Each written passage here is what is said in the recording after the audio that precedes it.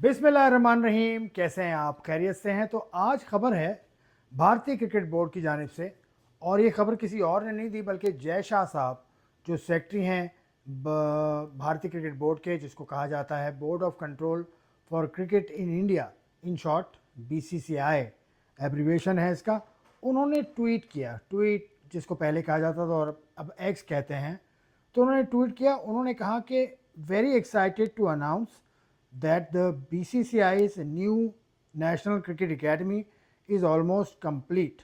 वो बहुत एक्साइटेड हैं, बहुत ज़्यादा जोशमंद हैं, बहुत ज़्यादा वो खुशी मनाते हैं इस बात पर कि NCA जो BCCI की जानिब से बन रही थी वो तकरीबन कंप्लीट हो गई है और ओपनिंग उसकी बहुत जल्द होने वाली है। ये NCA बन रही है बेंगलुरु में, जिसको कि पहला नाम उसका बेंगलोर था। और ये नई NCA जिसमें 3 वर्ल्ड क्लास प्लेइंग ग्राउंड्स होंगे और 45 प्रैक्टिस पिचेस होंगी, इंडोर क्रिकेट की पिचेस होंगी, ओलंपिक साइज स्विमिंग पूल होगा, state of the art training facility है। ये मैं पूरा अंग्रेज़ी में पढ़ के बता देता हूँ आपको।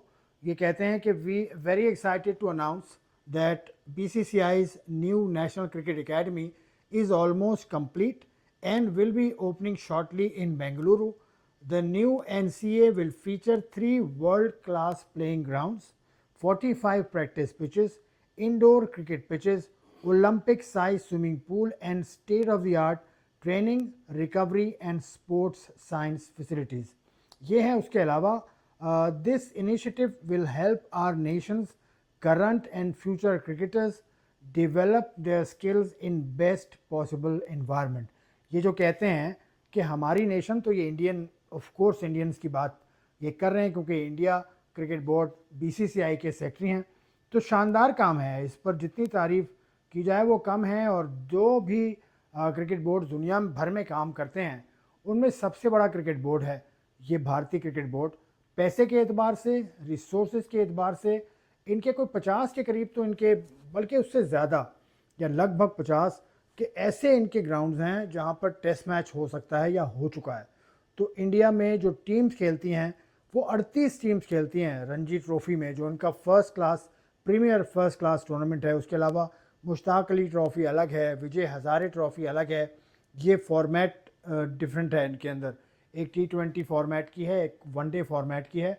तो भारतीय क्रिकेट बोर्ड के सेक्रेटरी का ये ऐलान बड़ी खुशी के साथ, ये बहुत अच्छी बात है कि भारत के अंदर इतनी फैसिलिटी दे रहे हैं वो प्लेयर्स को, आने वाले क्रिकेटर्स के लिए इतनी फैसिलिटी दे रहे हैं।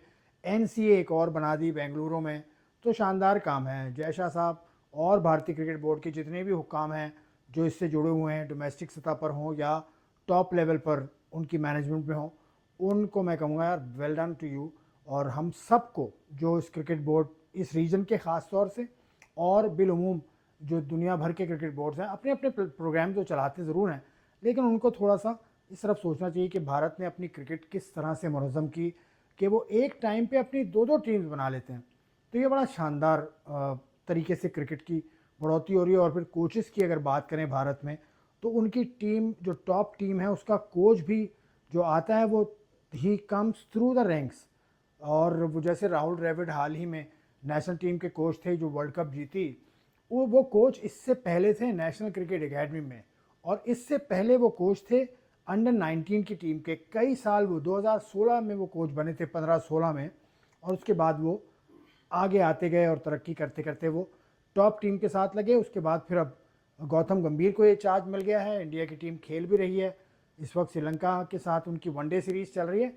लेकिन ये बात से कतई नज़र, इंडिया में जो एक तरीका है ग्रेजुएशन का ऑफ द कोचेज़ और प्लेयर्स भी, मैं कहूँगा, क्योंकि प्लेयर्स को भी ग्रेजुएट वो करते हैं अगर, तो रणजी ट्रॉफ़ी से आएगा या विजय हज़ारे से आएगा या मुश्ताक अली ट्रॉफ़ी से आएगा, वो डायरेक्टली IPL से पिक नहीं होगा। IPL में चाहे जितना परफॉर्म कर ले वो पिक नहीं होगा। इस तरह से नहीं होता इंडिया में, जिस तरह से पाकिस्तान में हुआ। हमने हाल ही में देखा कि पाकिस्तान में लड़के IPL में परफॉर्म किया और उनको ले लिया। इन शॉर्ट टर्म जो मेजर्स दिए जाते हैं वो पाकिस्तान और दीगर क्रिकेट बोर्ड्स में लिए जाते हैं रीजन के, लेकिन इंडिया के पास शॉर्ट टर्म के साथ साथ लॉन्ग टर्म प्लान भी होता है, जिस पर चाहे क्रिकेट बोर्ड का सरबराह कोई भी आए, क्रिकेट बोर्ड के सरबराहान चेंज होते रहते हैं, लेकिन उनका जो सिस्टम है नीचे, जो डोमेस्टिक सिस्टम है वो चेंज नहीं होता। This is the reason of their progress which I understood. क्योंकि जय शाह साहब के बारे में कहा जाता है कि सियासी तौर पर आए हैं वो, उनके वालिद साहब अमित शाह साहब वो मिनिस्टर हैं गवर्नमेंट, इंडियन गवर्नमेंट में, लेकिन वो आ तो गए, लेकिन उन्होंने आने के बाद नीचे का सिस्टम नहीं छेड़ा।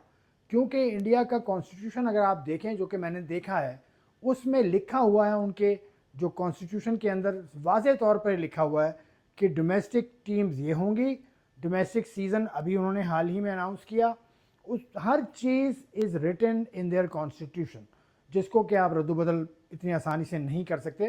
तो ये system banana is very very important. Pakistan में होता यह है कि हम 2 स्टेप आगे जाते हैं, फिर हुकूमत बदलती है, क्रिकेट बोर्ड बदलता है, और वो 1 स्टेप पीछे आ जाता है। वो ये कहता है कि नहीं नहीं, मैं तो सबसे ज़्यादा क्रिकेट जानता हूँ, जो मुझसे पीछे था वो तो बेवकूफ़ आदमी था, उसने कुछ भी नहीं किया, वो सिस्टम चेंज करो। तो पाकिस्तान में डोमेस्टिक सिस्टम पिछले 5 सालों में 3 मरतबा चेंज हुआ। एक मरतबा आई 6 टीम्स, अब पिछले सीज़न जो 2 हुए हैं उसके अंदर बेशबहा टीम्स थी सारी, लेकिन डिपार्टमेंट्स की वापसी भी हुई। तो पाकिस्तान के अंदर जो सूरत हाल है वो तो खैर मैं उस पर कुछ नहीं कहना चाहता, लेकिन इंडिया ने ये जो NCA बेंगलोर की तकमील का ऐलान किया है इंडियन क्रिकेट बोर्ड के सेक्रेटरी ने, ये खुशाइंद है और ये बहुत ही ज़बरदस्त तोहफ़ा होगा इंडिया के नौजवान क्रिकेटर्स के लिए। और इसको आगे आने वाले वक्तों में मैं समझता हूँ कि एक ऐसा इजाफा है जिससे क्रिकेट में बढ़ोतरी आएगी। और बेंगलोर वो इलाका है जहाँ से राहुल द्रविड़ का भी ताल्लुक़ है। तो बेंगलोर की कोच अभी अभी वो हाल ही में इंडिया के भी कोच थे, तो राहुल द्रविड़ का भी शायद मुझे लगता है कि इस एकेडमी में जो NCA बेंगलोर है उसमें शायद कोई किरदार हो, अगर नहीं भी होगा तो खैर ये अच्छा इकदाम तो है जिसकी तारीफ़ करना बनता है।